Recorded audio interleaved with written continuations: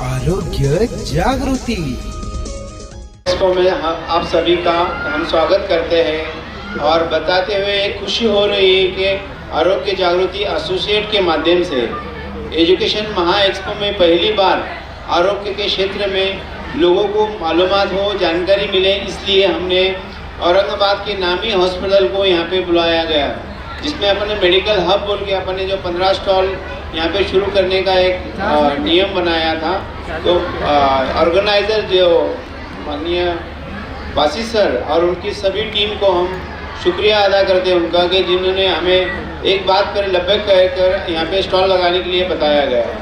और इस स्टॉल के माध्यम से हम क्या करना चाह रहे हैं कि एजुकेशनल स्कूल के टीचर्स, पेरेंट्स और बच्चों को एजुकेशन साथ में हेल्थ की जानकारी मिले, साथ ही जो शासन की योजनाएं हैं ये हम लोगों तक पहुंचना चाहिए। इसलिए हमने ये डॉक्टर को साथ में लेकर एक मेडिकल महा एक्सपो के साथ में हमने एक संगठन बनाया है और इस संगठन के माध्यम से हमने आरोग्य जागृति एसोसिएट के माध्यम से ये योजना का लाभ ज़्यादा से ज़्यादा लोगों को मिले, ये हम बताना चाह रहे थे आपको।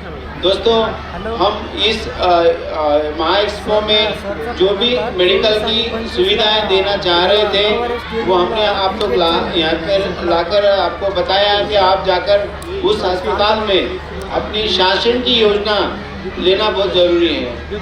साथ में हमारा जो आरोग्य जागृति एसोसिएट के माध्यम से कैंसर मुक्त समाज, कैंसर मुक्त महाराष्ट्र ये अभियान चलाया जाता है, जिसमें कैंसर के बारे में जन जागृति की जाती है। साथ में केमोथेरेपी किस तरह लिया जाए, रेडिएशन किस तरह लिया जाए, कुछ ऑपरेशन के लिए आपको बाधाएं आती है, उस बाधाएं को हम किस तरह सॉल्व कर सकते हैं, इसके लिए हमारे कार्यालय में हम आपको मदद करने के लिए यहाँ पे बैठे हैं। लेकिन दोस्तों, अगर आपको कोई भी जानकारी लगती है तो हमारे पास आप आकर मिलकर हमसे बात कर सकते हैं। दोस्तों, हमारे घर में कोई कैंसर का पेशेंट हो तो हम उसे अछूत मानते हैं, उसकी सुविधा बराबर हम उसका देखभाल बराबर नहीं करते हैं।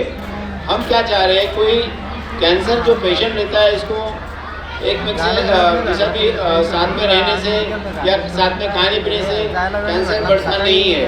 इसलिए हम आपको बताना चाह रहे हैं कैंसर के पेशेंट को जितने ज़्यादा से ज़्यादा अपन मॉरल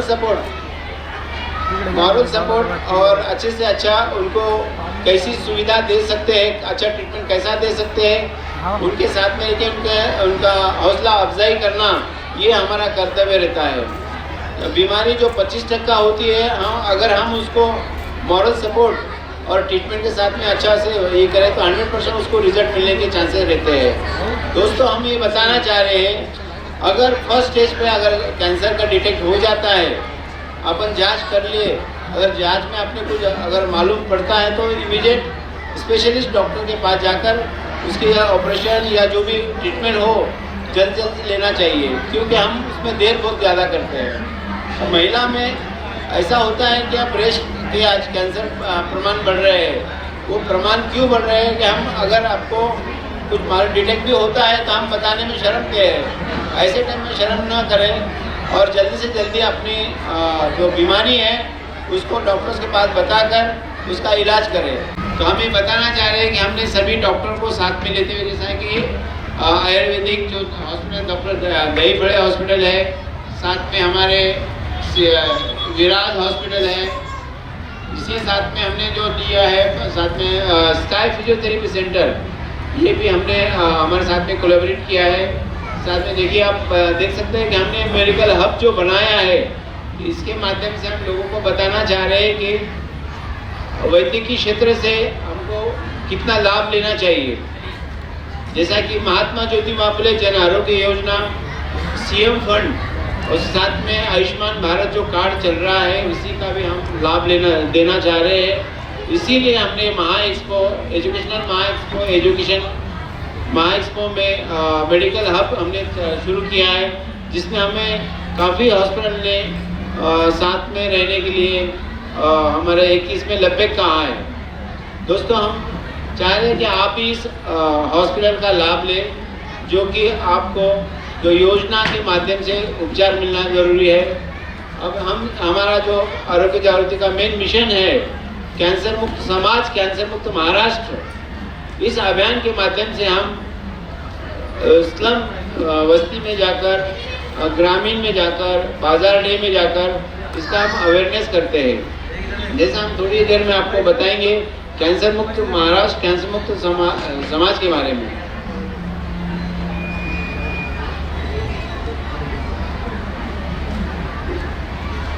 कैंसर पेशेंट के लिए संभाला जाता है। आपका स्वागत है उम्मीद पैलिएटिव कैंसर केयर सेंटर में, जहां हम सहानुभूति और विशेषज्ञता के साथ देखभाल को नया रूप देते हैं। यहां हमारी समर्पित चिकित्सा पेशेवरों, योगदानकर्ताओं और देखभालकर्ताओं की टीम अपने रोगियों के जीवन की गुणवत्ता को बढ़ाने के लिए दिन रात मेहनत करती है। यह सिर्फ रोग का इलाज करने के बारे में नहीं है, यह समझने के बारे में है कि सफर क्या है। हम संकट समाधान देते हैं और समय को बेहतर बनाते हैं। दर्द प्रबंधन से लेकर भावनात्मक समर्थन तक हम अपनी सेवाएं प्रत्येक व्यक्ति और उनके परिवार की विशेष आवश्यकताओं के अनुसार व्यवस्थित करते हैं। हमारे संपूर्ण देखभाल दृष्टिकोण में चिकित्सा देखभाल को कला और संगीत जैसे थेरेपियों के साथ जोड़कर एक समर्थनमय वातावरण प्रदान करता है, जहां उपचार की प्रक्रिया फलने की संभावना होती है। पेशेंट केयर गिवर हमें उम्मीद पैलिएटिव कैंसर केयर सेंटर में इलाज ही नहीं, एक समुदाय मिला जो हमारी समझता है और परवाह करता है। हमारी स्थानीय उपलब्धियों में स्थान हमारी स्थिति को शांति और समृद्धि देने वाली एक संबल परिसर है। हर पल को महत्व देने के हमारे मिशन में शामिल हो। साथ में हम कैंसर से जूझ रहे लोगों को आशा, गरिमा और समर्थन प्रदान कर सकते हैं। साथ में हम बदलाव ला सकते हैं। अभी हम महानगर पालिका के अंतर्गत जो बेटी बचाओ बेटी पढ़ाओ ये जो कार्यक्रम चल रहा है, उसी का भी हम आपको एक कविता और जो गीत बनाया है उसके बारे में बताना चाह रहे हैं।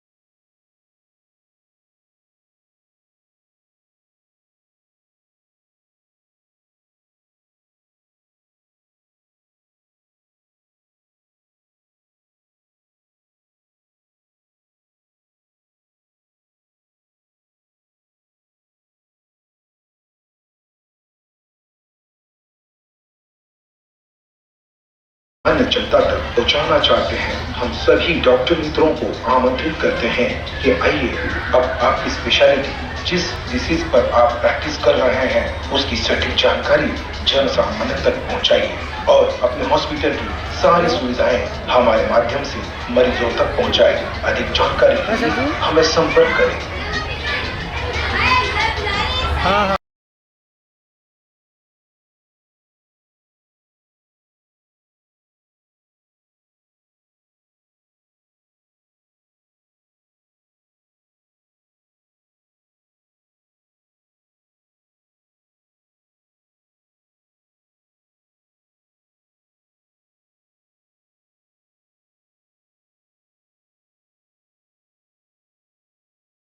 आरोग्य जागृति एसोसिएट के माध्यम से जो कैंसर मुक्त समाज, कैंसर मुक्त महाराष्ट्र अभियान चलाया जा रहा है, जिसमें अभी कैंसर के प्रमाण दिन ब दिन बढ़ते जा रहे हैं, इसके लिए हमने कुछ अभियान शुरू किया है। छोटी छोटी बातें हैं जो हमें नज़र नहीं आती है, जैसे कि मुंह में छाला हो, ब्रेस्ट में गांठ हो, ऐसे छोटी छोटी चीज़ें जो है हमें समझ में नहीं आती। इसके लिए हमने जन जागृति अभियान शुरू किया है जो आरोग्य जागृति एसोसिएट के माध्यम से चलाया जाता है।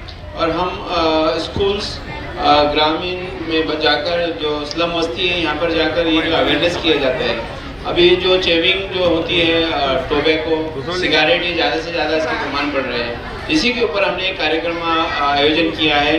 डॉक्टर बाबा हिंदुस्तानी जो आपको इस कार्यक्रम के बारे में अच्छे से जानकारी देंगे और आपके दिल में कुछ समस्या होती है, आपको कुछ सवालात आते हैं तो आप बाद में प्रोग्राम के बाद में पूछ सकते हो।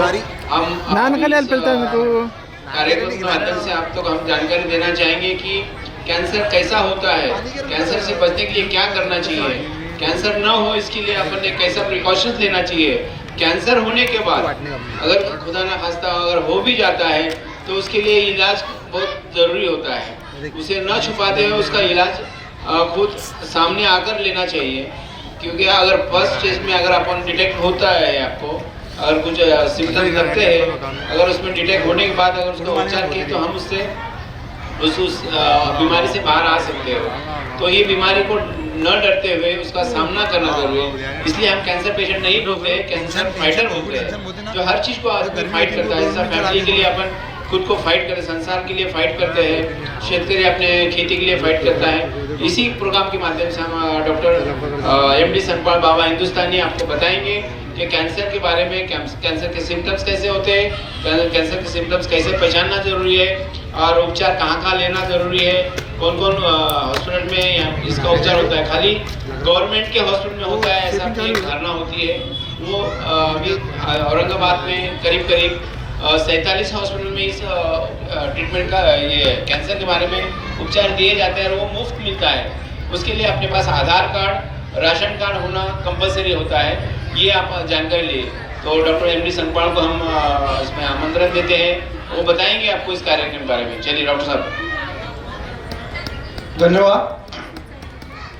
सबसे पहले एजुकेशन महाएक्सपो, ये प्रोग्राम में आए हुए सभी मेरी माताओं, भाइयों और सभी अधिकारी, इनका मैं स्वागत करता हूं। आरोग्य जागृति एसोसिएट की ओर से आपके सामने मैं डॉक्टर संगपाल MD बाबा हिंदुस्तानी फुलंब्रीकर, महाराष्ट्र राज्य के प्रकल्प प्रमुख के हैसियत से आपको मैं कहना चाहूँगा कि हिमालय की कस्तूरी और कश्मीर का चंदन, हिमालय की कस्तूरी और कश्मीर का चंदन, सबसे पहले मैं भारत माता और अल्लाह ताला को करता हूँ वंदन और आप सबका करता हूँ अभिनंदन। धन्यवाद। क्योंकि फूलों की महक और सितारों के साए, फूलों की महक और सितारों के साए सभी आप पे कुर्बान हो। आप तशरीफ जो लाए, आप तशरीफ जो लाए। तो कैंसर और कैंसर मुक्त समाज, कैंसर मुक्त महाराष्ट्र, यही संकल्पना लेकर आरोग्य जागृति एसोसिएट, इनके अध्यक्ष आदरणीय डॉक्टर AK सर, उसी प्रकार हमारे superhit cameraman Majid sir, Shantai आरोग्य मंदिर के संचालक माननीय बालेराव सर और आप सभी आए हुए उनके हम स्वागत करते हैं। तो इस दुनिया में सबसे ज़्यादा प्यारी चीज़ अपनी जान है। जान है तो जहान ही नहीं तो सब परेशान है। डॉक्टर भी परेशान और पेशेंट भी परेशान है। इसलिए मैं सभी से गुजारिश करना चाहूँगा कि सबसे पहले अपने जान को संभालो, अपने शरीर को संभालो और कोई भी प्रकार की रोगराई अपने शरीर को न छुए।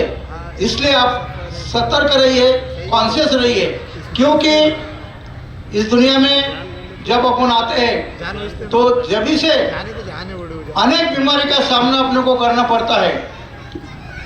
मैं कहता हूँ कि जब बच्चा अपने माँ के गोद में रहता है तो उनको अनेक बीमारियाँ लग सकती है। इसलिए हम प्रेगनेंसी में फर्स्ट टाइम स्टार बोले तो पहले 3 महीने में जो जांच होती है, एएनसी क्लिनिक, हमारे माताओं को मैं गुजारिश करूंगा कि उन्होंने सरकारी अस्पताल में, कोई भी अस्पताल में जाकर अपनी जांच करा ले, ताकि अपने को पता चले कि बच्चे की तबीयत कैसी है, माँ की तबीयत कैसी है, और वो जांच होने की वजह से आने वाली जो खतरा है वो अपन टाल सकते हैं। इसलिए अपने सबने ये जानकारी अवश्य होना चाहिए। और हमारे डॉक्टर साहब का कहना है कि पहली डिलीवरी यानी कि सभी डिलीवरी ये अस्पताल में होनी चाहिए और उससे पहले 9 महीने तक उन माताओं की जांच करना चाहिए, ताकि जहाँ कुछ प्रॉब्लम होता है तो डॉक्टर तुरंत उसका इलाज करते हैं और बच्चा और माता ये सुरक्षित और सुलभ प्रसूति होती है। तो उसमें खून की जांच, उसी प्रकार सोनोग्राफी ये आते हैं। और इतना होने के बाद में भी कुछ बीमारियां ऐसे हैं कि वो हो जाते हैं, जिसमें कैंसर, दिल की बीमारी, उसी प्रकार अनेक पैथोलॉजिकल चेंजेस रहते हैं। तो उसमें डॉक्टर अपनी जान तोड़ के उनको सलाह देते हैं और ट्रीटमेंट देते हैं। तो आज का हमारा विषय है कि कैंसर मुक्त महाराष्ट्र, कैंसर मुक्त समाज। तो कैंसर किसे कहते हैं? कैंसर की मायने क्या होते हैं? तो अपने शरीर में अनवांटेड सेल, ऐसा पेशी ज़्यादा बढ़ते हैं और उससे अपने शरीर को खतरा पैदा होता है, उसको अपन कैंसर कहते हैं। और कैंसर के अनेक लक्षण होते हैं। कैंसर अनेक स्टेज पे होते हैं। तो अपन सबसे पहले कैंसर अपने शरीर को कहाँ हो सकता है देखेंगे कि अपने शरीर के सभी अंगों पे कैंसर हो सकता है, जैसे कि दिमाग का कैंसर, स्किन का कैंसर, गले का कैंसर, उसके बाद में तुम्हारे अपने मुंह का कैंसर, ओरल कैंसर, उसी प्रकार अतड़ी का कैंसर, उसके बाद में अपने शरीर पे गीट आती है उसका कैंसर। यानी कि किसी को भी कोई भी प्रकार का कैंसर हो सकता है। तो इसमें डरने की कोई बात नहीं। सबसे पहले अपन सावधानी बरतना चाहिए। और कैंसर के फिर अपन कैसे समझेंगे कि कैंसर है, क्योंकि सभी प्रकार की गांठ ये कैंसर की होती नहीं। उसमें फाइब्रोमा, फाइब्रॉइड, ये अलग अलग तरीके होते हैं। 80% जो कीट आती है अपने शरीर पर वो नॉर्मल रहती है, उसे बेनाइन ट्यूमर कहते हैं। और जो 15% में कैंसर हो सकता है। तो उसकी कैसी क्या जांच होना चाहिए कि उसमें हम अलग अलग प्रकार के इन्वेस्टिगेशन करते हैं, जांच करते हैं। जैसे कि FNNC यानी कि वो गिट में सुई डाल के उसका पानी निकाल कर वो पैथोलॉजी में भेज देते हैं। अगर उसमें अगर कभी मैलिग्नेंसी होती है तो कैंसर होता, नहीं तो उसको कैंसर रहता नहीं। तो मेरी माताओं, अभी भाइयों को, सबको मैं ये कहूँगा कि इससे डरिए मत, कैंसर से डरिए मत। कैंसर की माहिती लो और अपनी जांच, शरीर की जांच कराओ। उसी बाद में हमारे माताओं शर्म के मारे डॉक्टर को बताते नहीं और वैसे ही ढकलते रहते, तो ऐसा मत करो, क्योंकि अर्ली स्टेज पे अगर कैंसर डिटेक्ट होता है तो उसको तुरंत इलाज शुरू होता है और पहले स्टेज का कैंसर वो पूर्ण यानी क्योर होता है, दुरुस्त हो सकता है। लेकिन कब? अगर तुम जल्दी से डॉक्टर के पास जाएंगे तो हो जाएगा। तो उसमें सबसे ज़्यादा हमारे महिलाओं में ब्रेस्ट कैंसर, ये बहुत ज़्यादा अपने भारत में इसका प्रमाण ज़्यादा पाया गया है। तो ब्रेस्ट कैंसर से कैसा है कि अपने शरीर में, अपने छाती में एक प्रकार की गीट आती है, गांठ आती है, उसको हम सिस्ट कहते हैं, फाइब्रोमा कहते हैं। अगर वो पहले उसको कुछ भी दर्द नहीं होता, लेकिन बाद में जैसे जैसे कैंसर की स्टेज बढ़ती है तो उसको तकलीफ होने लगती है। तो तुरंत उसकी जांच करके अपन उसका इलाज हो सकता है। उसके बाद में जो बच्चेदानी का कैंसर रहता है, CA सर्विक्स कहते हैं, उसमें हमारे माताओं को लाल पानी जाना, सफ़ेद पानी जाना, उसमें वो आना, तो वो अपने तुरंत जांच करने की सरकारी अस्पताल में सुविधा है। एक 10 मिनट में जांच होती है। बाहर जिस जांच को 2000 रुपये लगते हैं, ये हम मुफ्त में करते। तो ये सब करें तो तुरंत हो जाएगा। और हमारे भाइयों में मुंह का कैंसर, गाल का कैंसर, हड्डी का कैंसर, उसके बाद में गसे का कैंसर, स्किन का कैंसर, ऐसे अनेक प्रकार की बीमारियां होते हैं। तो कैंसर क्यों होता है?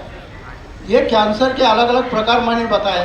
तो कैंसर क्यों होता है कि अपने शरीर में अनवांटेड सेल, पेशी जो बढ़ते हैं और उसका इफेक्ट अपने शरीर पर पड़ता है, उसमें कैंसर होता है। फिर कैंसर होने के बाद में अपन कैसे पहचानेंगे कि अपने को कैंसर की शंका है, अपन कैंसर हो सकता है? तो उसमें वो अपना शरीर अपने को मिस कॉल देता है। मिस कॉल देता बोले तो ऐसी कुछ चेंजेस होते हैं, ऐसे कुछ बदल होते हैं अपने शरीर में, जैसे कि किसी का आवाज़ बैठना, चक्कर आना, उसके बाद में शरीर पे फुंसे उठना, कीट आना, कोई भी शरीर के इससे रक्त खून बहना, ये अगर हो गया, अपने खाने पीने की आदत ही बदलना, उसके बाद में बिना वजह अपना वजन कम होना,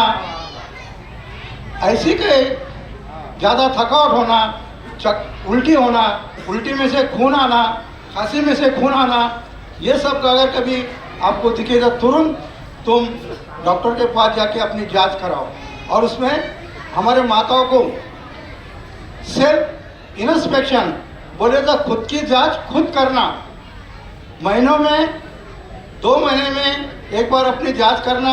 अगर कुछ चेंजेस दिखेगा तुरंत महिला डॉक्टर को बताना और अपना इलाज करके लेना। ये हो गई जांच। उसके बाद में अपन इससे कैसे बच सकते हैं, इसके कारण क्या है? तो कुछ कैसे रहते हैं कि अपने बैड हैबिट, अपन गुटखा खाते, जर्दा खाते, पुड़िया खाते, तंबाकू खाते, तो इसके वजह से कैंसर हो सकता है करके हम कहते हैं, हमारे डॉक्टर साहब कहते हैं कि खाओ ना का तंबाकू बार गुटखा, खाओ ना का तंबाकू बार गुटखा, तोंडाचा कॅन्सर ना चावता येणार नाही भाकरीचा कुटका, मग इलाजासाठी कुठेही भटका, भरलीच तुमची जीवनाची घटका। एक बार कैंसर होने के बाद में बहुत ही कठिन परिस्थिति निर्माण होती है। जैसे कि अपने शरीर को दुख तो होता है, लेकिन पैसा भी जाता, समाज अपने तरफ बुरी नज़र से देखता। ये सब नहीं होना करके कोई भी रोग होने के बाद में उपचार करने के बजाय वो होना नहीं, इसलिए अपन प्रयत्न करना चाहिए। इसलिए कहते हैं कि प्रिव्हेंटेशन इज बेटर दॅन क्युअर। निरोगी आरोग्याचा एकच मंत्र खरा, उपचारापेक्षा प्रतिबंध बरा, त्यासाठी नियमित तपासणी करा। हमारे बच्चे, हमारे नौजवान आजकल बैड हैबिट की ओर बढ़ रहे हैं। सिगारेट, बीड़ी, तंबाकू, गुटखा, थर्रा, उसके बाद में शराब, ये सब बुरी आदत की वजह से ये बीमारी ज़्यादा करे। तो मैं एक बार बोल रहा कि हे भारत के वासी तू क्यों पीता है देसी, हे भारत के वासी तू क्यों पीता है देसी। घर में है उपासी तेरी काशी, इससे ना जा सकेगा तू कभी मक्का मदीना और ना जाएगा काशी, इसके पीने से तो होशिल स्वर्गवासी, ये कहता है बाबा हिंदुस्तान राइफल अमेरिका निवासी। तो आपने सबने बुरी आदत से दूर रहना, तंबाकूजन्य पदार्थ को वो कभी भी हाथ नहीं लगाना। और गुटखा इतना खतरनाक है कि उससे अपने गसे का कैंसर, गाल का कैंसर, ये सब होता है, अकड़ी का कैंसर होता है, स्टमक का कैंसर होता है, ये सब इसके ये करना। और इतना होने के बाद में भी लोक कहते की तुम्ही एवढं सांगतात, मग काहून याची संख्या वाढू लागली। तो लापरवाही, अपने शरीर के बारे में लापरवाही करने के बाद ये सब ये आ जाता है। तो ये कैंसर होगा, समझो अपने को खुदा ना खास्ता कैंसर हुआ, तो उसके लिए सरकारी अस्पताल में मुफ्त सभी प्रकार का इलाज किया जाता है। उसके बाद में हमारे डॉक्टर साहब ने कहे कि प्राइवेट 43 हॉस्पिटल ऐसे है कि वहाँ आपको 1 रुपया भी लगता नहीं, वहाँ जांच किया जाती है। और अगर तुम राशन कार्ड, कोई भी राशन कार्ड हो, वो और आधार कार्ड लेके गए तो सभी डॉक्टर दवाखाने के वहाँ बाहर आरोग्य मित्र का ऑफिस रहता है, तो वहाँ पर तुमने वो देना और आपका तुरंत इलाज हो जाता है। इसलिए आप सबने कैंसर से डरने का नहीं, माहिती लेने की। अपने घर में जो भी कोई रहे, माता भाई, उनको कहना कि बुरी आदत से बचे, बैड हैबिट से बचे, अपने बच्चों के ऊपर भी ख्याल रखना। ये सब करते हुए अपने इस बात का अमल करके अपने खुद को, अपने फैमिली को, अपने समाज को और अपने देश को हमें बचाना है। इसलिए हमारी आरोग्य जागृति एसोसिएट गए 20 साल से इस कैंसर मुक्त समाज के लिए काम कर रही है। आरोग्य जागृति एसोसिएट की ओर से एक आरोग्य जागृति सिर्फ आरोग्य के ऊपर एक दैनिक चलाया जाता है। उसमें सभी प्रकार के कैंसर की, हृदय रोग की और अनेक दुर्धर आजार की माहिती देते हैं। और कौन से अस्पताल में कौन से प्रकार के बीमारी का इलाज किया जाता है, ये सब उस माहिती में देते हैं। उसी प्रकार दूसरा एक मासिक है, आरोग्य जागृति मासिक। वो मासिक में सभी डॉक्टरों की नंबर, अस्पताल का पता, ये सब दिया जाता है। आप सभी से गुजारिश है कि उन्होंने सबने इसका इस्तेमाल करके अपने शरीर को इस बीमारी से दूर रखें और दूसरे को भी कहिए कि आप इससे बचें, क्योंकि बचना बहुत अच्छी बात है। बीमारी होने के बाद में इलाज करना बहुत दिक्कत की बात रहती है, इसलिए उससे आप बचें। तो हमारे आरोग्य जागृति एसोसिएट आप सबको इस माध्यम से ये गुजारिश करेंगे कि अपने जान को संभालें। कोई भी बीमारी अपने शरीर के ऊपर ज़्यादा देर तक रहने दीजिए नहीं, तुरंत उसका इलाज करें। इतना मैं कहता हूँ वैसा मैं 3 घंटे काम करता हूँ, लेकिन वक्त के हिसाब से अगले प्रोग्राम अभी शुरू होने जा रहे हैं। आपको अनेक मला सांगतो आता तज्ञ बाबा मम्मी पप्पा बोलत नाही मी डॉक्टर तज्ञ इंसान आपको माहिती देने वाले हैं। तो मैं इस एजुकेशनल एक्सपो के संचालक, उनके सभी पदाधिकारी, इनका मैं शुक्रिया अदा करना चाहता हूँ। और जाते जाते इतना कहना चाहता हूँ कि हमारे माजिद भाई कहते कि आपका ज़िंदगी फूलों जैसी खुशहाल रहे, अल्लाह ताला आपको लंबी उम्र दे, बिना कोई भी बीमारी आपके पास कभी नहीं आए। ये कहते हुए ये कहता हूँ कि फूलों में फूलो तुम, झूलों में झूलो तुम। मेरी सिर्फ इतनी तमन्ना है, अपने माँ बाप को और आरोग्य जागृति को कभी मत भूलो तुम। Thank you. जय हिंद, जय भारत। साहब आपने काफ़ी अच्छी जानकारी दी है। इसी के साथ हम आपको बताना चाह रहे हैं कि महात्मा ज्योतिबा फुले जन आरोग्य योजना, जिसके माध्यम से आपको उपचार फ्री में दिया जाता है। आयुष्मान भारत कार्ड भी अभी लॉन्च हो गया है, वो भी आप निकाल कर रख लीजिएगा। सीएम फंड जो मुख्यमंत्री सहायता निधि जिसे कहा जाता है, वो भी बहुत आसानी से मिलता है, लेकिन हमें जानकारी न मिलने की वजह से हम उससे वंचित रहते हैं। तो आपसे हम एक गुजारिश करते हैं कि सभी ने महात्मा ज्योतिबा फुले जन आरोग्य योजना, मुख्यमंत्री सहायता निधि, उसके साथ में आयुष्मान भारत कार्ड, इसके बारे में जानकारी लेना ज़रूरी होता है। और अपने घर में कोई भी अगर अपने आसपास हो, अपने करीबी रिश्तेदारों में हो कोई कैंसर का अगर पेशेंट आपको महसूस होता है, मालूमात मिलती है, तो आप उसे 1500 रुपये न देते हुए उसे यह जानकारी पहुंचाएं। यही हमारी अपेक्षा रहेगी। धन्यवाद। कम पैमाने पर उगाया जाता है, इसलिए ज़्यादातर इम्पोर्ट होता है। पर हमारी ये बात सच है, हकीकत यही है, नबी आपको मैंने देखा नहीं है, न दौरे मोहम्मद में पैदा हुआ मैं, न साथी सफर का कभी बन सका मैं, न आका की आवाज तक सुन सका मैं, न ग़ज़वात में मुशरिकों से लड़ा मैं, न हिजरात की लज़्ज़त हुई मुझको हासिल, न हो पाया अंसार की साथ में शामिल। नबी आप जिस दम थे सैयदना सल्लल्लाहु अलैहि वसल्लम, सल्ले अला सैयदना सल्लल्लाहु अलैहि वसल्लम। है कोई रास्ता क्या उसकी इजाबत कहे कोई रास्ता, सल्ले अला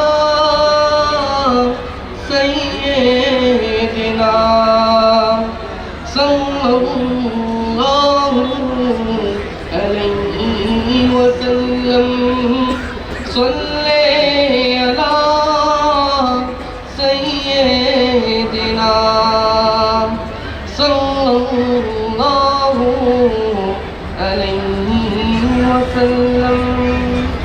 नबूबकर सा मैं रफ़ीक़े सफ़र हूँ। मोबाइल साइड भैया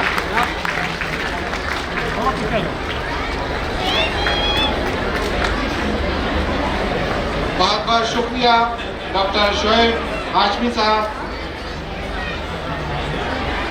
आपकी आमद पर एजुकेशन के उनकी खिदमत में अप्रिसिएशन सर्टिफिकेट बड़ी ही मोहब्बत और खुलूस के साथ फ्रेम करके दिया गया है, दिया जाने वाला है, उसको पेश करें।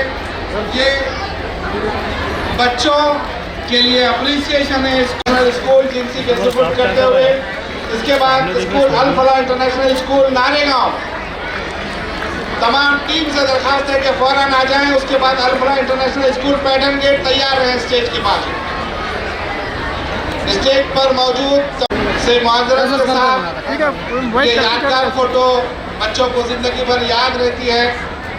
तो देर सवेर को आप थोड़ा सा चलो इंतजार समझ लें और आपकी तालियों के बीच ऐसे करना पड़ेगा। अप्रिसिएशन सर्टिफिकेट अल फलाह इंटरनेशनल स्कूल नारेगांव के सुपुर्द, तेरा पूरा लाइव अप्रिसिएशन सर्टिफिकेट प्रिंसिपल के सुपुर्द करें और एक यादगार फोटो तमाम कैमरों में कैद हो रही है। बहुत बहुत शुक्रिया, जज़ाकुमुल्लाह खैर। ये थे अल फलाह इंटरनेशनल स्कूल के 5 group of schools. Doctor Abdul Wahab sir भी तशरीफ ला रहे हैं अपनी टीम के साथ। ये सब लोग इन बच्चों के साथ लगे रहे प्रोजेक्ट्स की तैयारी में, उनको मोटिवेट करने में। मैं मेहमानान से दरख्वास्त करता हूँ कि उनकी खिदमत में एक अप्रिसिएशन सर्टिफिकेट फ़ौरन पेश करें। उसके बाद दरख्वास्त करता हूँ Burhani national Urdu primary school से कि वो स्टेज के करीब फ़ौरन आ जाए। Burhani national Urdu primary school English, Burhani national English primary school.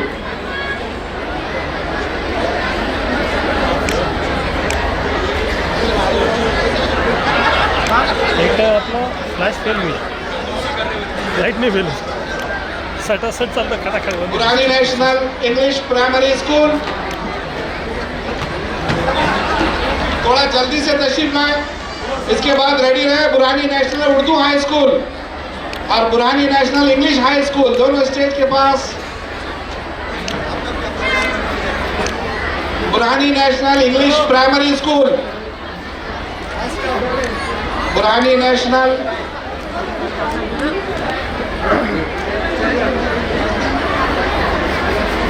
फौरन तशरीफ लाए Burhani national English primary school.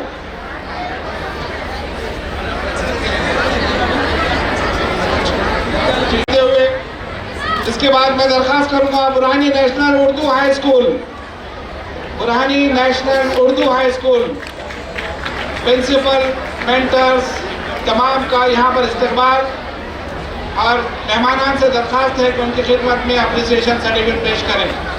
Burhani national Urdu high school,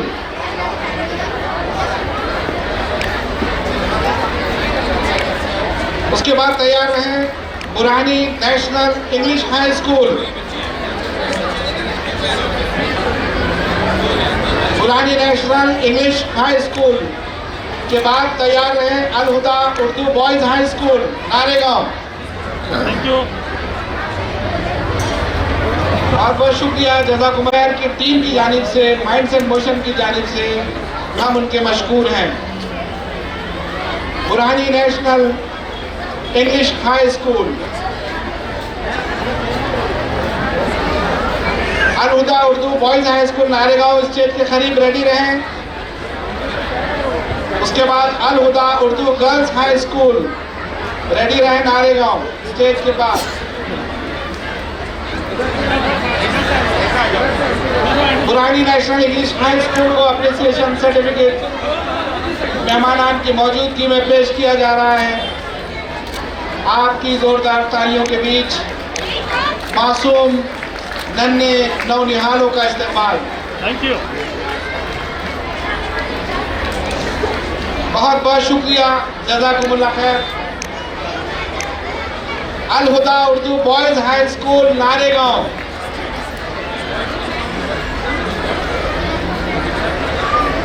Naregaon जैसे मुस्लिम अक्सरियती तबके के स्कूल भी यहाँ शरीक हुए। Al Huda Urdu boys high school Naregaon बहुत एक्टिवली उन्होंने पार्ट लिया। मैं दरख्वास्त करता हूँ तमाम से वॉलेंटियर से कि फ़ौरन उनको रेडी रखें। Al Huda boys Urdu boys high school Naregaon के सुपुर्द अप्रिसिएशन सर्टिफिकेट किया जा रहा है। बहुत बहुत शुक्रिया, जज़ाकुमुल्लाह खैर। अल हुदा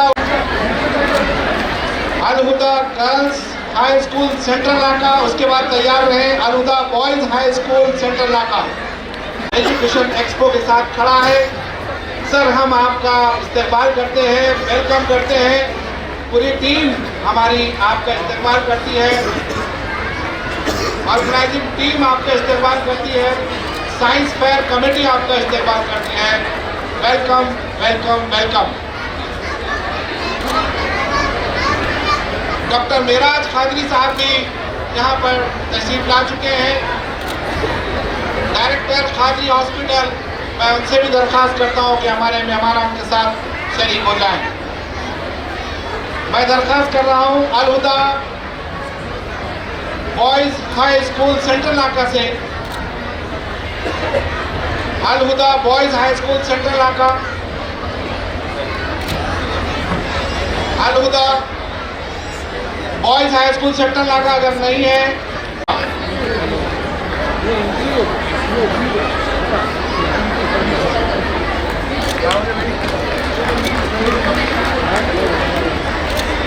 अल Huda boys high school central नाका।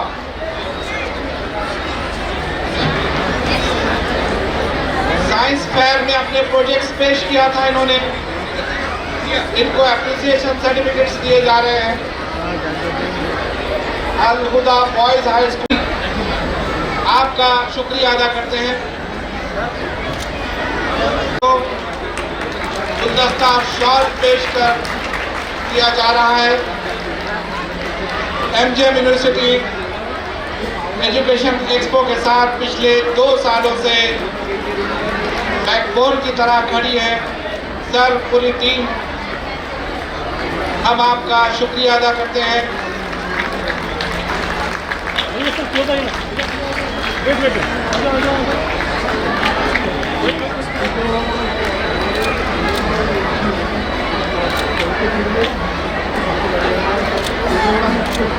Thank you sir, thank you, most welcome.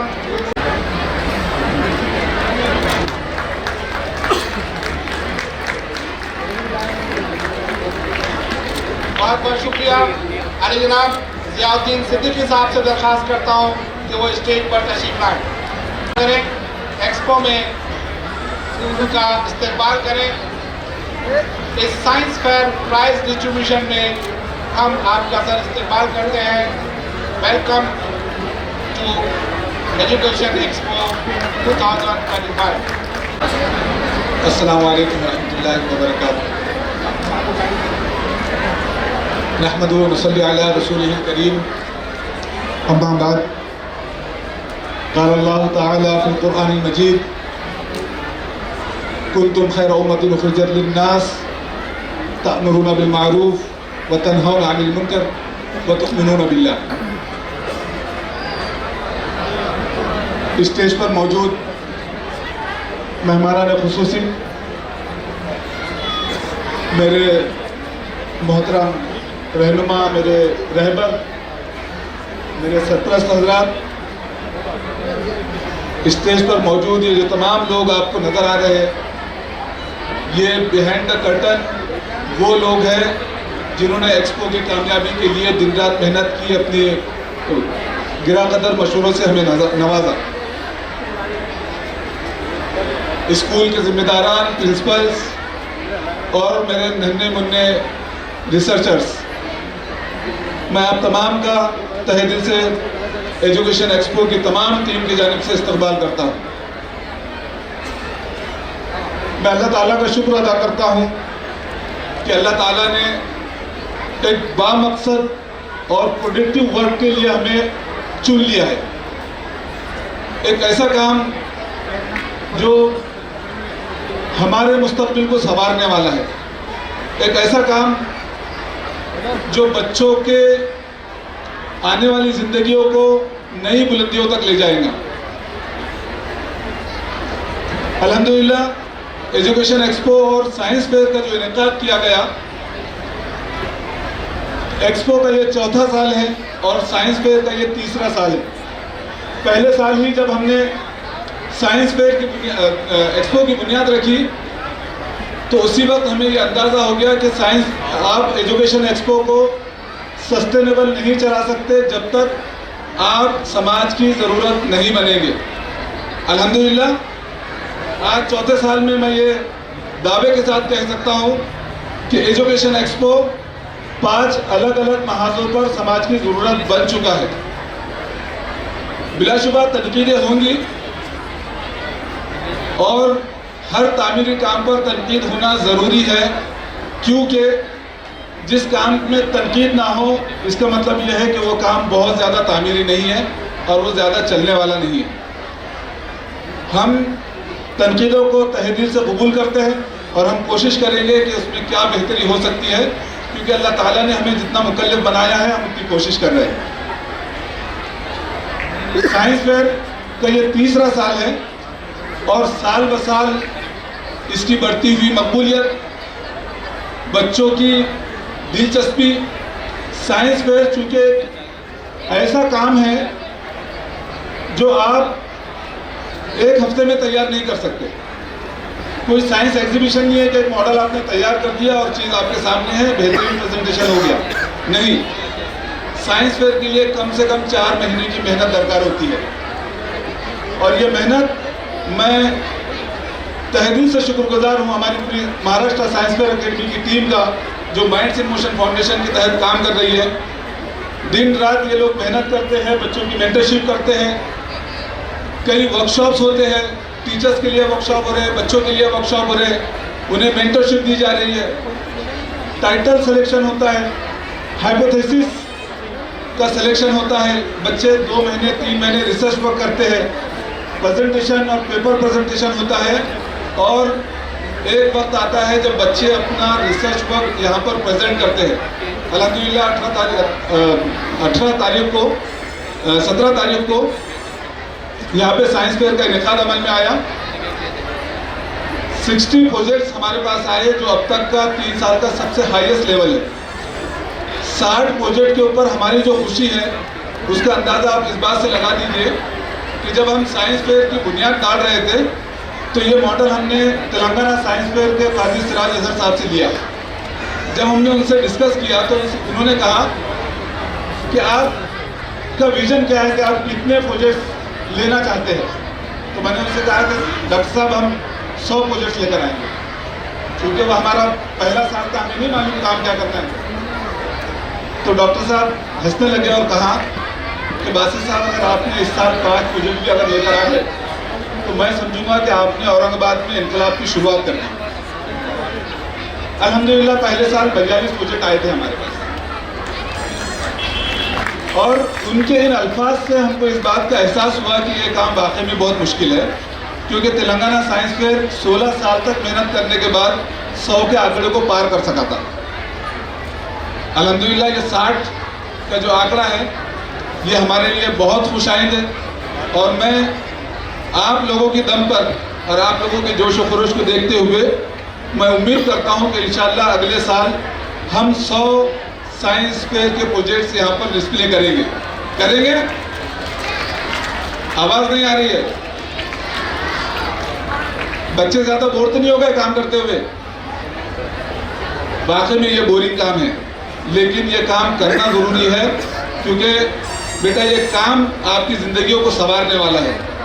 ये रिसर्च वर्क बच्चों को उनकी करियर में ज़्यादा फायदेमंद साबित होने वाला है। आज वालिदैन परेशान है कि हम अपने बच्चों को क्या बनाएंगे। आप उन्हें छोड़ दीजिए उनके हाल पर, उन्हें रिसर्च वर्क करने दीजिए। उनके जब पेपर पब्लिश होंगे वो खुद बनेंगे इंशाल्लाह। तो फिर अगले साल आएंगे। मैं इस तमाम एजुकेशन एक्सपो के इनकार साइंस फेयर की जितने भी काम हो रहे हैं और जितनी एक्टिविटीज़ हो रही है उसके लिए मैं खुसूसी तौर पर अंकुश राव कदम जी का शुक्रिया अदा करता हूं कि वो ज़ाती तौर पर हमारे साथ जुड़े, अपने कीमती मशवरे से हमें नवाजा और सिर्फ मशवरे नहीं दिए बल्कि लगातार 2 साल तक टाइटल स्पॉन्सर का एक टाइटल हमें स्पॉन्सरशिप का एक टाइटल हमें नवाजते रहे। और ये वो चीज़ है जिससे काम की गति बढ़ी है, चीज़ें और ज़्यादा बेहतर हुई है। और एक यूनिवर्सिटी की सरपरस्ती आपके सर पर आना, ये हमारे लिए बहुत फख्र की बात है। मैं MGM यूनिवर्सिटी के वाइस चांसलर ऑनरेबल विलास सबका साहब का बेइंतहा शुक्रगुजार हूँ कि वो बहुत ही मसरूम तरीन वक्त में से उन्होंने अपना वक्त यहाँ पर दिया है। कल फाउंडेशन डे था MGM का, उसके बावजूद तमाम थकावट और तमाम मसरूफियत के बावजूद आप यहाँ पर आए, मैं आपका शुक्रगुजार हूँ। मैं तमाम लोगों से ये दरख्वास्त करता हूँ कि खुदा के लिए अपने बच्चों पर इस बात की कोशिश कीजिए कि वो उनके अंदर साइंटिफिक टेम्परामेंट पैदा हो जाए। साइंस फेयर का मकसद और एजुकेशन एक्सपो के इनेकाद का ये पूरा मकसद है। मैं बार बार कहता हूँ कि हम एक मोमेंटम चलाना चाहते हैं, एक ऐसा मोमेंटम जिसकी रफ्तार अपने गति को जो है तो छूती रहे और वो हर वक्त बढ़ती रहे। मोमेंटम को कम नहीं होने देना है, इसीलिए हर साल एजुकेशन एक्सपो, हर साल नित नए कॉम्पिटिशन्स, हर साल साइंस फेयर, साइंस सेमिनार और दीगर तमाम एक्टिविटीज़ आपके सामने होती रहेंगी। और मैं आपसे गुजारिश करूंगा कि आप इसके अंदर बढ़ चढ़ कर हिस्सा लें। आपके हाथ में है कि इस एजुकेशन एक्सपो को लोग किस नज़र से देखते हैं। आज यहाँ पर 60 से ज़्यादा बुक पब्लिशर्स मौजूद है, 60 से ज़्यादा यहाँ पर एजुकेशनल इंस्टीट्यूशंस मौजूद है, यहाँ पर डॉक्टर्स हैं, प्रिंसिपल्स हैं, यहाँ पर स्कूल्स यहाँ पर मौजूद है। ये तमाम लोग सिर्फ आपके लिए है। मैं तमाम लोगों से दरख्वास्त करता हूँ और मैं इजाज़त चाहता हूँ अपने तमाम मेहमानान से कि मैं आपका शुक्रगुजार हूँ कि आपने कीमती वक्त निकाल कर यहाँ पर आए। और आप लोगों को भी मैं शुक्रगुजार हूँ कि आप लोगों ने यहाँ पर वक्त दिया। मैं खुसूसी तौर पर उन नन्हे मुन्ने रिसर्चर्स का मैं शुक्रिया अदा करना चाहता हूँ कि बच्चों, आप है तो ज़िंदगी है, आप हैं तो मुस्तकबिल है। ये मुस्तकबिल, हमारा मुस्तकबिल आपके हाथ में है। आप हमारे मुस्तकबिल को संवारने के लिए जो मेहनत कर रहे हैं, मैं उसके लिए शुक्रगुजार हूँ। वाखिर दावाना अल्हम्दुलिल्लाहि रब्बिल आलमीन। उनका वेलकम करें। मैडम, हम आपका यहाँ पर वेलकम करते हैं, इस्तेमाल करते हैं।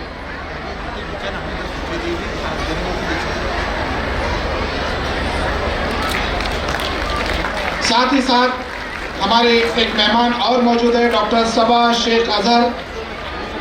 आप भी डायरेक्टर हैं स्काई फिजियोथेरेपी सेंटर के। हम उनसे भी दरख्वास्त करते हैं, डॉक्टर ख्वाजा कौसर हयात साहिबा से दरख्वास्त करता हूं कि उनका इस्तेमाल करें। मैं मेहमानान को बताना चाहूँगा कि सर, जो स्कूल्स यहाँ पर रिसर्च प्रोजेक्ट पेश किया था, उनका यहाँ पर एप्रिसिएशन किया जा रहा है ताकि वो फ्यूचर में और मोटिवेट हों। तो वो सिलसिले को मैं फ़ौरन आगे बढ़ाता हूँ और दरख्वास्त active participation in science fair 2025। Thank you, बहुत बहुत शुक्रिया। BFCI English high school stage पर फ़ौरन तशरीफ लाएँ। BFCI English high school. Honourable vice chancellor साहब और डॉक्टर शोएब हाशमी साहब एप्रिसिएशन सर्टिफिकेट देते हुए। मेमन उर्दू आ जाओ आ जाओ आ जाओ आ जाओ। ओके, मेंटर्स और प्रिंसिपल सुप्रीम ग्लोबल स्कूल अपनी पूरी टीम के साथ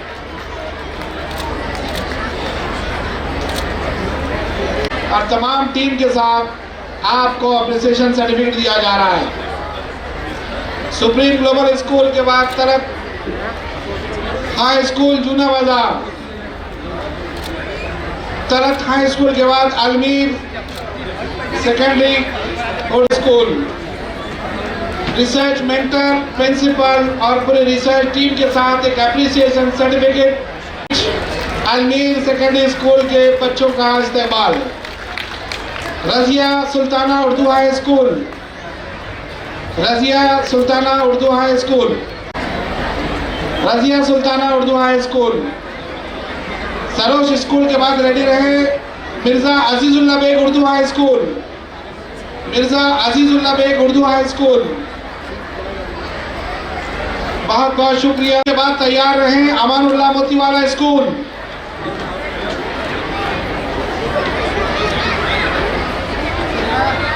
Mirza Azizullah Baig Urdu high school, Amanullah Motiwala school, Times colony. उसके बाद रेडी रहे क्रिसेंट इंटरनेशनल स्कूल,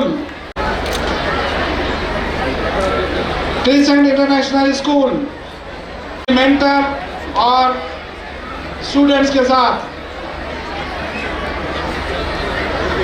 उसके बाद ZP स्कूल खुलदाबाद, उसके बाद तैयार रहे school Khuldabad, Darul Arkham public school,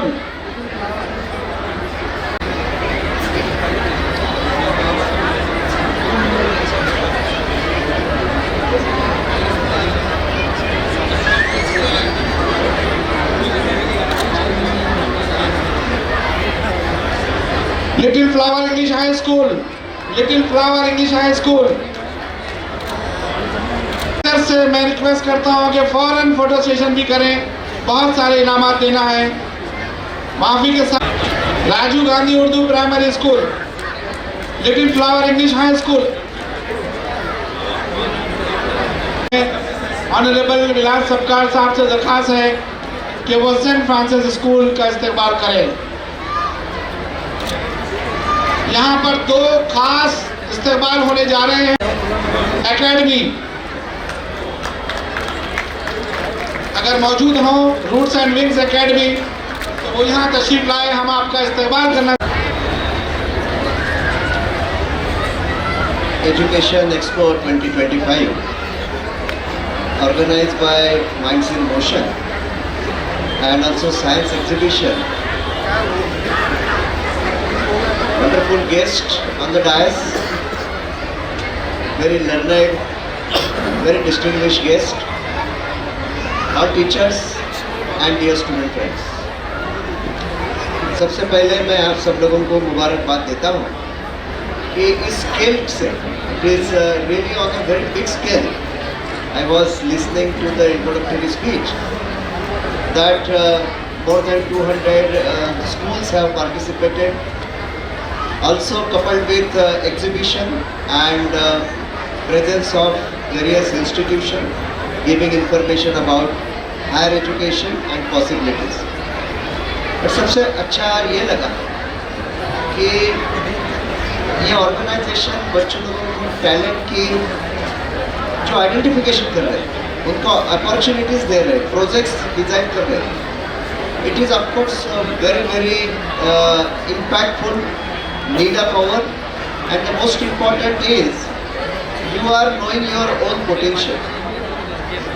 Teachers are also encouraged, and what I could see that teachers are becoming good mentors and students are now creating the projects. Friends, education will not only identify your potential but will help you reach to utilize your maximum potential. Potential is, if you see the outcome of education, virtues of education, is to make you lifelong learner. That means the education should develop the ability to not only adopt the new technology but continuously update yourself, not only with knowledge but also skills. As you know that your mind is getting transformed through this education. Initially you may think logically, analytically, innovatively, critically, and finally it is called design thinking. When you produce any project, you are bringing the knowledge across the discipline. That means kuch subjects, science, physics, chemistry, mathematics, some environmental science, and then you are creating a project which is contributing in sustainability. Now sustainability means आप लोगों को जो education मिलता है उसमें से आपने जो कैपेबिलिटी डेवलप की है उसमें से आपको 3 कैपेबिलिटीज डिस्टिंक्टली यूजफुल होनी है नेक्स्ट जनरेशन के लिए. Number 1, that how you are utilizing the resources optimally. That means you are, that in the ecosystem, you have to not only utilize the resources but also regenerate the resources. And hence sustainable consumption of resources along with sustainable generation of resources. That means you are maintaining the balance between consumption and regeneration. Hence, students should know that the sustainability requires knowledge about use of optimal utilization of resources. And that is possible through, again, application of technology. Second important thing is whatever we are consuming, we should also contribute to compensate the consumption. That means whatever energy, food that we consume, it should be compensated by use of, again, technological intervention. Now this technological intervention has now new dimension. Everybody talks about artificial intelligence, machine learning, data science. But along with this, you should also have the knowledge of different languages. The languages is the pathway to the, rather gateway to the knowledge treasure. Now you are learning English, you are learning many other languages. But if you see worldwide, there is a big treasure in German, in Japan, in Russian language. So now the global is the opportunity. बच्चे लोगों ने ये भी सोचना चाहिए कि अपनी capability and competency है, that is to harness the opportunity which is available globally. You are lucky to have the now access to the technology. That means you can have the access to the information, technology and the speed of technology. Friends, I will tell you that in the past, to double the knowledge, it used to take 100 years. In 80s, it was in 12 years the knowledge used to get double. Now today, knowledge is doubling almost every hour. That means you have to match the frequency or development of this knowledge. It's not that you are just learning for 1 year and then going to the next class to learn another year. No. It's the continuity of knowledge. And now if you see the opportunity, everybody should be member of National Digital Library, which is run by IIT Kharagpur. This library में 4 crore books are available digitally, free of cost. That means आपको जिस type की books चाहिए, जिस subject की चाहिए, जिस category की चाहिए, जिस लेवल की चाहिए, that level is available free of cost in digital form. Not only that, you can also collaborate. Now I have heard that wonderful projects are made, including robotics. Friends, when you make any this use of these resources, any project, the project should contribute in 4 folds. Number 1, it should improve the quality of life. Quality of life means when you do the minimum inputs and maximum output, the efficiency goes up, and hence it is called quality of that product, process should be improved. Second is productivity should be improved. Third is minimizing the cost of that technology. And fourth is environmental protection. When you analyze the project on these 4 aspects, you will see that your project is contributing to the knowledge which is already existing. You can also conduct the competition such as hackathon. Smart India Hackathon is the competition where student can participate and can solve the problem in a limited time. And hence, such if you give more and more difficult subject for the student to solve the problem by way of project, they will come up with wonderful solution. Because these young talents are bubbling with energy and enthusiasm. We should give them the guidance, we should encourage them, and we should give the platform. At MGM University, we have continuous education from school education to higher education to PhD. That means multidisciplinary education. We should bring the knowledge across the discipline so that it is called integration of knowledge from different subjects. The students can really make wonders if they are encouraged and given the opportunity. MGM is always trying to do the new experiments in education and research. We want to now, for example, the science student should be able to learn business analytics from MBA. or MBA student can learn Python or German language. German language student can learn design. Basically, बच्चे लोगों की talent इतनी है कि don't restrict them to a field. Give them the opportunity to different fields. Identify their passion and let them take the subject of their interest and passion. So you will see that their projection or trajectory is very high. And the most important role is parents' role, family's role. Education starts from the family. So mother and father should give sufficient time to the children, not only to give them the only solutions, but encourage them to find out the problems and solutions. Teachers should also analyze the solution with problems. What happens that we give the problem to the student and they solve the problem and come up with the solution. Now we should give them ability to analyze the solution with respect to the problem. If you change the parameters in the problem, what will be the solution? And hence, that will improve the critical thinking and cognitive intelligence among the students. I'm sure such a large scale activities is of course requires a lot of efforts, commitment, passion and teamwork.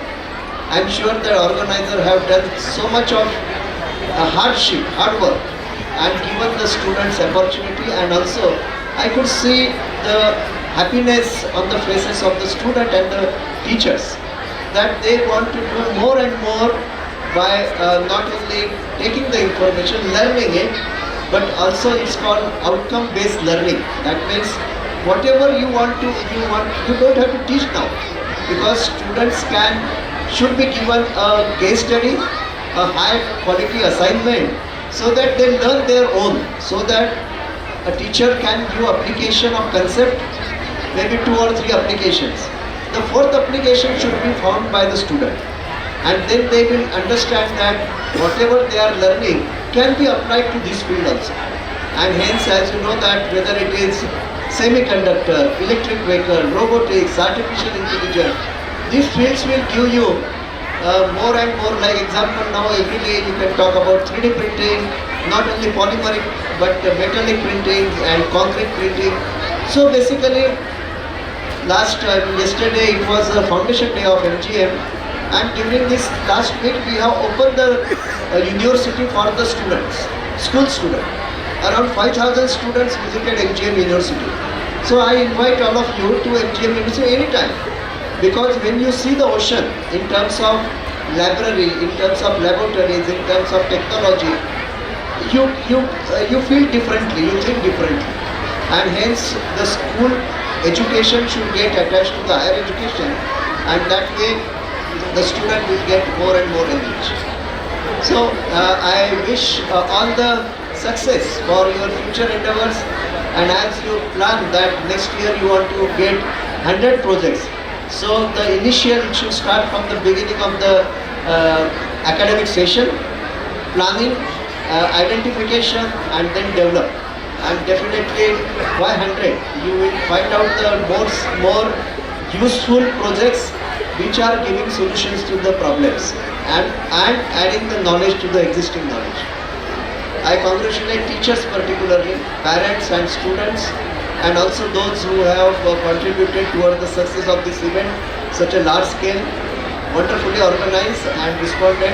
I wish all the best. I also congratulate everyone and also thank organizer for giving me this opportunity to talk to students, because many students may not know that what do you mean by Vice Chancellor.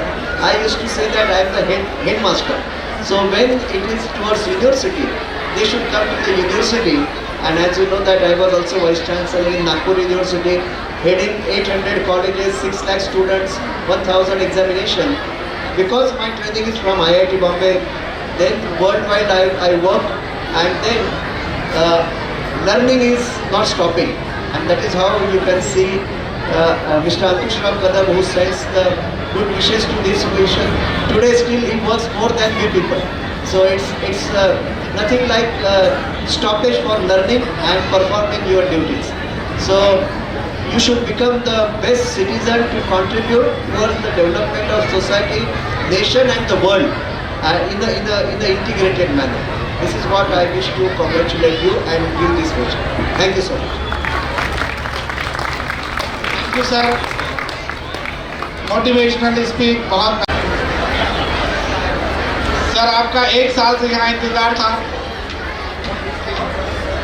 पिछले 1 साल से हैं। जियाउद्दीन सिद्दीकी साहब मौजूद है, doctor Qadri यहाँ पर मौजूद है। हमारा प्रोग्राम का अगला हिस्सा है, इस साइंस फेयर के पीछे जो टीम थी, जो रिसर्चर थे, उनका इस्तेमाल। हमारी टीम में सबसे अहम जिन्होंने रोल अदा किया था वो है डॉक्टर रफीउद्दीन नासिर साहब। आप नेशनल आइडियल टीचर से हाल ही में सुबुकदोश हुए हैं, 50 से ज़ायद किताबों के मुसन्निफ हैं। मैं दरख्वास्त करता हूँ डॉक्टर मेराज साहब से, जियाउद्दीन सिद्दीकी साहब से कि उनका मोमेंटो देकर इस्तकबाल करें। सर आपकी खिदमत का हम एतराफ़ करते हैं साइंस फेयर और एजुकेशन एक्सपो के लिए जो आपने अपना वक्त दिया, हम उसके लिए मशकूर हैं। मैं वॉलंटियर से दरख्वास्त करता हूँ कि फ़ौरन वो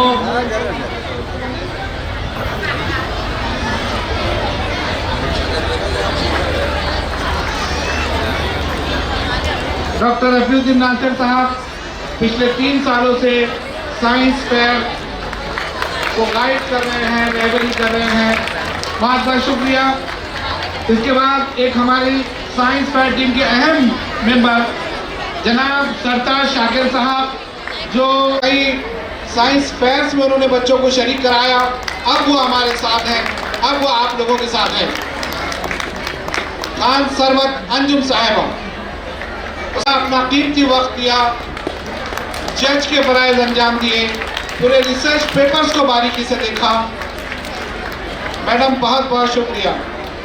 टीम के मेंबर, आप सबसे हमेशा रब्त में रही, आपकी ज़ोरदार तालियों में एजुकेशन एक्सपो आपका इस्तेमाल करता है और उम्मीद करता है कि आइंदा भी आपका ताउन हमारे साथ रहेगा।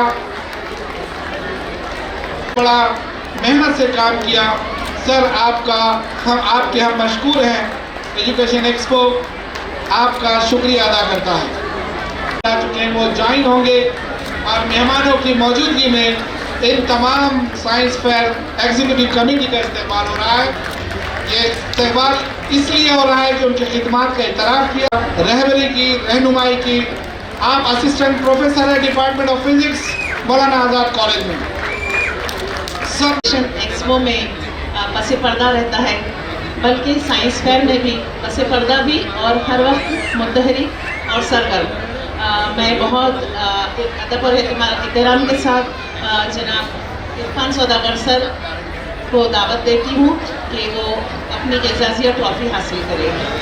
आप साइंस कमेटी के मेंबर हैं और बहुत ही मुतहरिक हैं।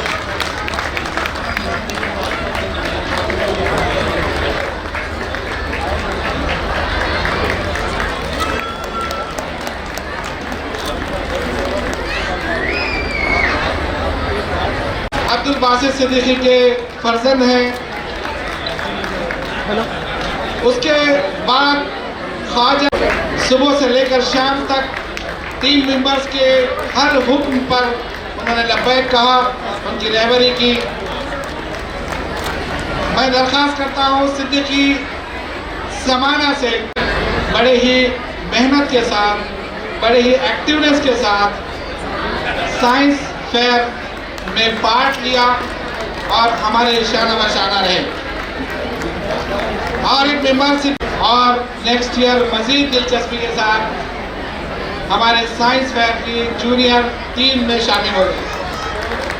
सैयदा उम्मे हानी ये भी शरीक रही। साइंटिस्ट, डॉक्टर, इंजीनियर्स बनेंगे। आप लोगों को दुआएं और नेक ख्वाहिशात के साथ इनका इस्तेमाल किया जा रहा है। अवसर है, शुरू से उन्होंने मशवरे दिए। Doctor Shoaib Hashmi, director Asian hospital, please. शुक्रिया इरफान सर। बिस्मिल्लाहिर्रहमानिर्रहीम। यहाँ का स्टेज बेइंतहा खूबसूरत है और यहाँ पर बैठा हुआ हर शख्स मोअज़्ज़िज़ है और बहुत ही बावक़ार है। तो मुझे समझ नहीं आ रहा है कि कहाँ से शुरू करें और कहाँ ख़त्म करें।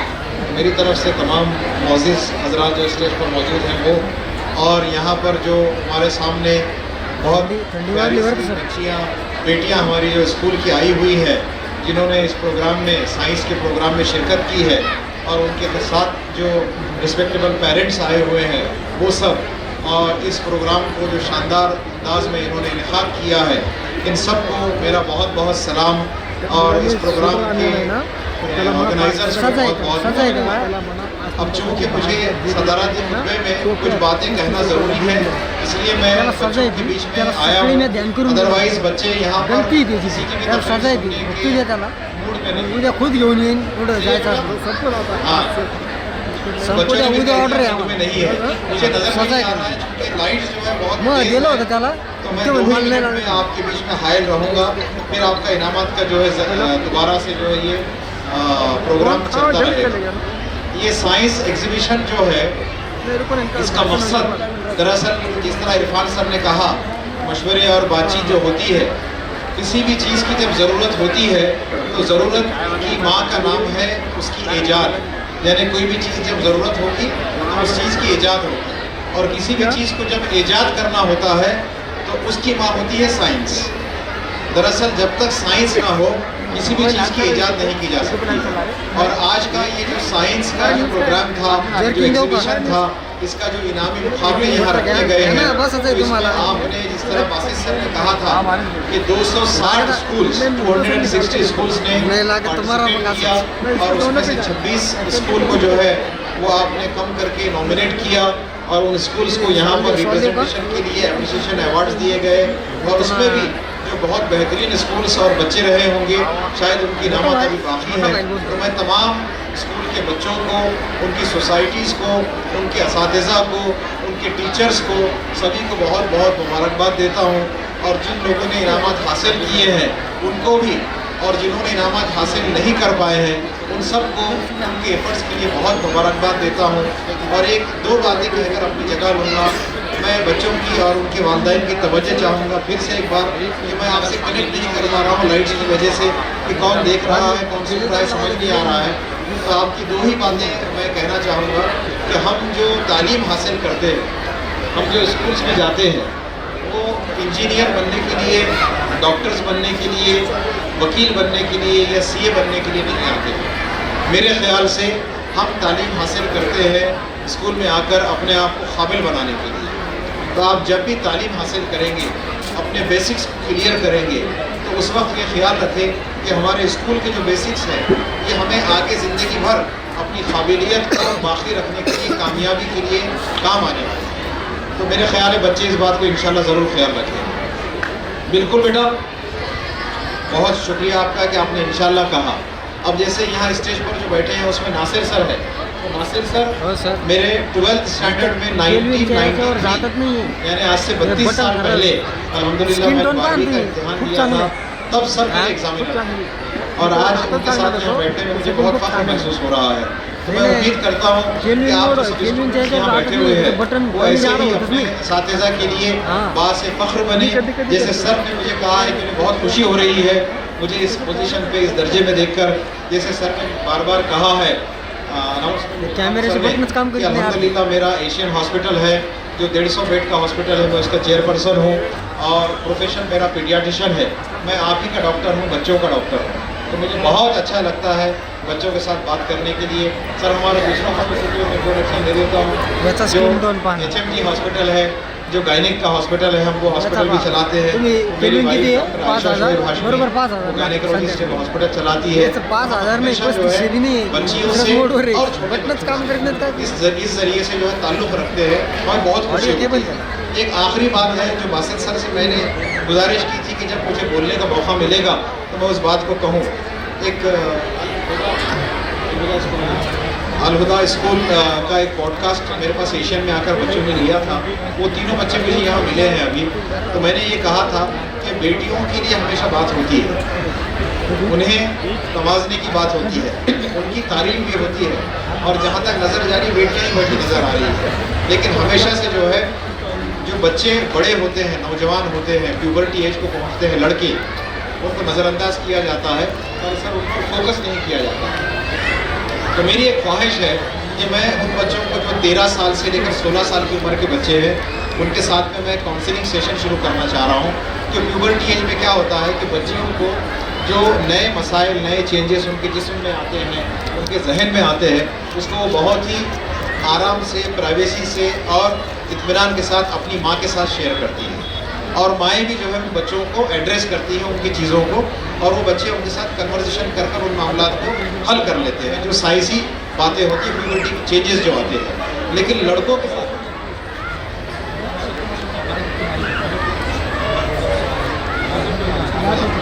ठीक है, अलुदा स्कूल के लिए सर ने मुझसे कहा कि दोबारा रिपीट करें कि अलुदा स्कूल के बच्चे जब मेरे पास पॉडकास्ट के लिए आए थे तब मैंने उनसे जो कहा था कि 3-4 लड़के जब थे मेरा इंटरव्यू ले रहे थे तो मैंने उनको देखकर कुछ सवालात पूछे और जो मेरे जहन में मुसलसल जो बातें चल रही थी वो मैंने आपके साथ रिपीट की बच्चियों के ताल्लुक से और बच्चों के ताल्लुक से।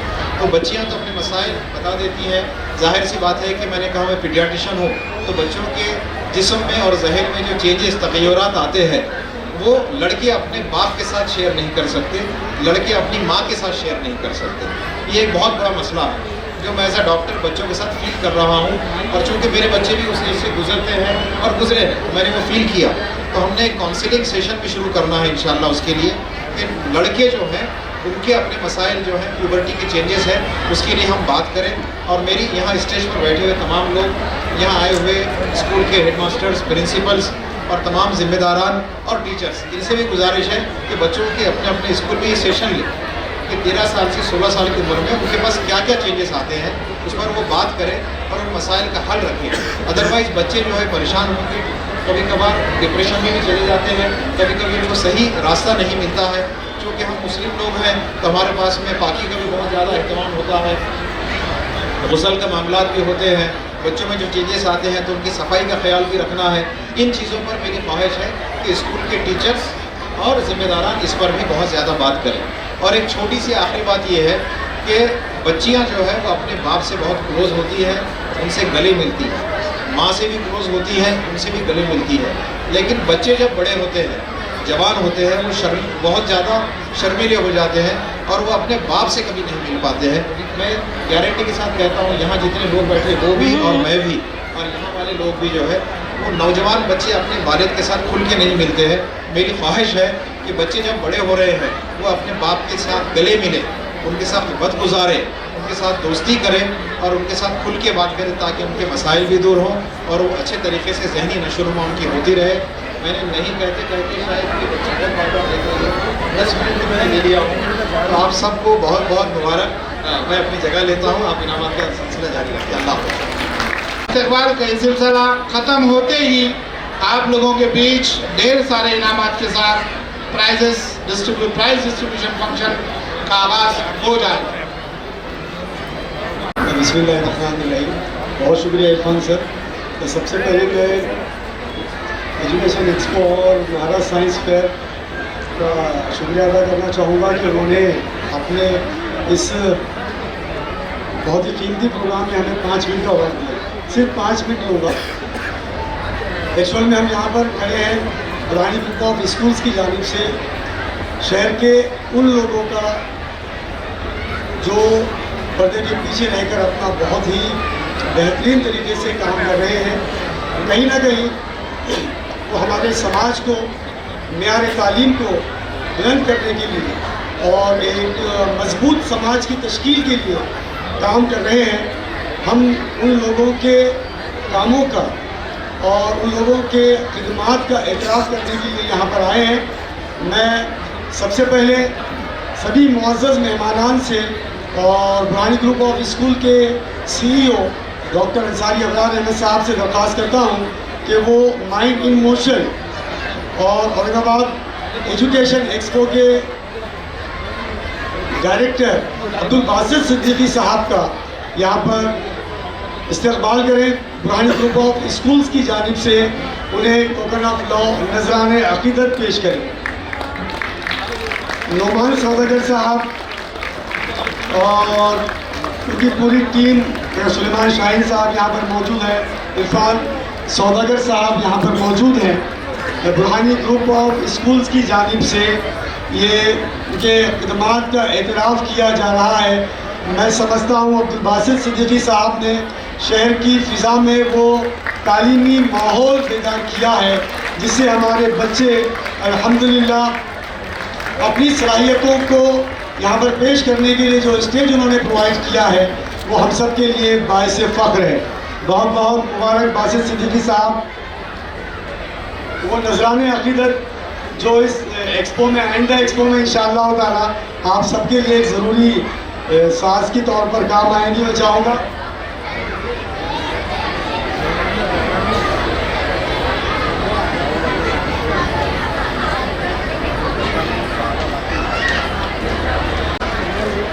वो जो गिफ्ट रखा हुआ था कहाँ जरा थोड़ा फौरी फास्ट आ जाए। ये बच्चे बहुत इंतज़ार कर रहे हैं इनामात का, उनके दरमियान में आप और ज़्यादा वक्त बढ़ाएंगे।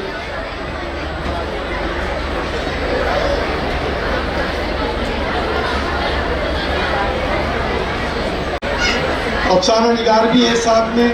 ज़ियाउद्दीन सिद्दीकी साहब से दरख्वास्त करता हूँ और अंसारी अबरार अहमद साहब, मौलाना मुश्ताक अली साहब, बासित सिद्दीकी साहब, इन तमाम से दरख्वास्त करता हूँ कि वो सलीम भाई की खिदमत का एतराफ़ करते हुए उन्हें मोमेंटों से यहाँ पर नवाजें।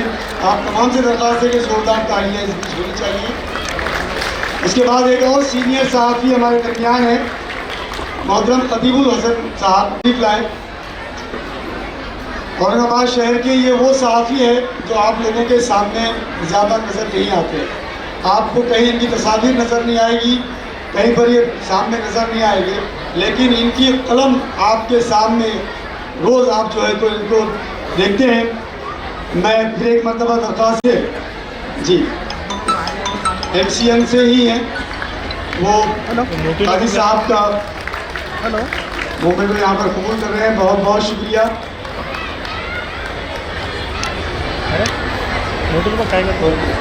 मैं आखिर में बराए इतराफ़ी खिदमत अहदेदारान व अरकान माइंडशीट मोशन फाउंडेशन, अस्सलाम वालेकुम रहमतुल्लाहि व बरकातहू। तालीम किसी भी कौम की फ़िक्री बुनियाद, अखलाक़ी तालीम और माशरती तरक्की का सबसे मजबूत सुतून होती है। वो अक़वाम जो तालीम को अपनी तरजीह बनाती है वक्त की आजमाइश में शुक्रो रहती है, और वो माशरे जो इल्म गफलत बरतते हैं तारीख के हाशियों में गुम हो जाते हैं। तालीम इंसान को शऊर अता करती है, सही व गलत में तमीज़ सिखाती है और इसे एक ज़िम्मेदार शहरी बनाती है। एक तालीम याफ्ता फ़र्द न सिर्फ अपनी ज़ात को संवारता है बल्कि अपने ख़ानदान, माशरे और पूरी कौम की तकदीर बदलने की सलाहियत रखता है। कौमों की तरक्की का राज जदीद साइंसी रूम के साथ साथ अखलाक़ी, दीनी और समाजी तालीम में मज़बूत है। सिर्फ डिग्री याफ्ता होना काफ़ी नहीं बल्कि किरदार साजी, दियानत, बर्दाश्त, रवादारी और खिदमत खल्क़ जैसे औसाफ भी तालीम के लाजमी अज्जा हैं। इस पुरफितन दौर में कौम की तालीम व अखलाक़ी इक़दार से आरास्ता करने के गर्ज से माइंड इन मोशन फाउंडेशन के दूरअंदेश ज़िम्मेदारान ने मलिक अंबर के बसाए हुए तारीख़ी शहर औरंगाबाद में एजुकेशन एक्सपो 2025 सीज़न 4 का इनेकाद किया। एजुकेशन एक्सपो 2025 नई नस्ल के लिए रहनुमाई, शऊर और हौसला अफजाई का ज़रिया साबित हुआ, जिसने तालीम, सेहत, टेक्नोलॉजी, तहक़ीक़, इख्तिरा और माशरती तरक्की जैसे अहम मौजू को मौसर अंदाज में पेश किया गया। इस प्लेटफॉर्म ने तलबा, असातिज़ा और नौजवानों को अपनी सलाहियत के इजहार, मुस्तक़बिल का संग मुतय्यन करने और तामीरी सोच को फ़रोग़ देने का सुनहरी मौक़ा फ़राहम किया। साथ ही अपने मुताले की तशनगी को दूर करने और नौक़ेज़ नज़रों के हाथ नायाब और नाज़िल कुतुब थमाने और इनमें मुताले का शौक़ पैदा करने की गर्ज से कुल हिंद उर्दू किताबी मेले का इनेकाद भी किया गया, जो अमली मैदान में ज़बान उर्दू के लिए काबिल तकलीफ खिदमत है। हम Burhani group of schools Aurangabad की जानिब से बुरहानी नेशनल स्कूल औरंगाबाद की जानिब से औरंगाबाद एजुकेशन एक्सपो 2025 सीज़न 4 की कामयाबी की पुरमसरत मौके पर अपने जज्बाती इम्तिनान और क़ल्बी मसरत का इजहार करते हुए आपकी खिदमत का एतराफ़ करते हैं और ये सिपासनामा पेश कर रहे हैं। हम मशकूर हैं कि आपने बुरहानी ग्रुप ऑफ स्कूल के तलबा को मुख्तलिफ़ प्रोग्रामों व मुकाबलों में न सिर्फ मौका दिया बल्कि इस्तिज़ा की गिराकत हिम्मत अफजाई भी की। रब कायनात से दुआ है कि वो इस काविश जमीला को शर्फ़ कबूलियत अता फरमाए, इसे सदक़े जारिया बनाए और मुस्तक़बिल में भी इस नैयत के मुफीद तामीरी और बसीरत अफरोज़ प्रोग्राम मुनक़िद करने की तौफ़ीक़ अता फरमाए। हम उम्मीद करते हैं कि औरंगाबाद एजुकेशन एक्सपो बरसों में मज़ीद उसर, मेयार और असर पजीरी के साथ मुनक़िद होता रहेगा। आखिर में एक बार फिर तमाम माविनीन, शुरका और नए ख़वाहान को दिली शुक्रिया अदा करते हुए इनके रोशन मुस्तक़बिल के लिए नेक तमन्नाओं का इजहार करते हैं। क्या डराएगा ए गर्दिशे अय्याम तू, क्या डराएगा ए गर्दिशे अय्याम तू, हमने तो हर हाल में जीने की कसम खाई है। शुक्रिया। इस्मास करूँगा कि इस वर्कशॉप का इख्तिमास बुरहानी ग्रुप ऑफ स्कूल से करें। एक छोटा सा लेकिन बहुत खूबसूरत ऑडिटोरियम इसके लिए पेश है। हम आपसे वक्त लेंगे और बुरहानी स्कूल से इंशाल्लाह आपके वर्कशॉप का आगाज़ किया जाएगा। शुक्रिया। कैंसर के सामने जहां हर पल महत्वपूर्ण होता है, वहां एक ऐसी जगह है जो सहानुभूति, समर्थन और संवेदना प्रदान करती है। आपका स्वागत है उम्मीद पैलिएटिव कैंसर केयर सेंटर में, जहां हम सहानुभूति और विशेषज्ञता के साथ देखभाल को नया रूप देते हैं। यहां हमारी समर्पित चिकित्सा पेशेवरों, योगदानकर्ताओं और देखभालकर्ताओं की टीम अपने रोगियों के जीवन की गुणवत्ता को बढ़ाने के लिए दिन रात मेहनत करती है। यह सिर्फ रोग का इलाज करने के बारे में नहीं है, यह समझने के बारे में है कि सफर क्या है।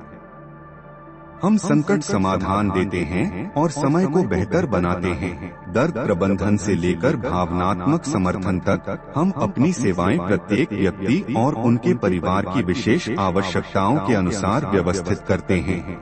हमारे संपूर्ण देखभाल दृष्टिकोण में चिकित्सा देखभाल को कला और संगीत जैसी थेरेपियों के साथ जोड़कर एक समर्थनमय वातावरण प्रदान करता है, जहां उपचार की प्रक्रिया फलने की संभावना होती है। पेशेंट केयर गिवर हमें उम्मीद पैलिएटिव कैंसर केयर सेंटर में इलाज ही नहीं, एक समुदाय मिला जो हमारी समझता है और परवाह करता है। हमारी स्थानीय उपलब्धियों में स्थान हमारी स्थिति को शांति और समृद्धि देने वाली एक संबल परिसर है। हर पल को महत्व देने के हमारे मिशन में शामिल हों। साथ में हम कैंसर से जूझ रहे लोगों को आशा, गरिमा और समर्थन प्रदान कर सकते हैं। साथ में हम बदलाव ला सकते हैं।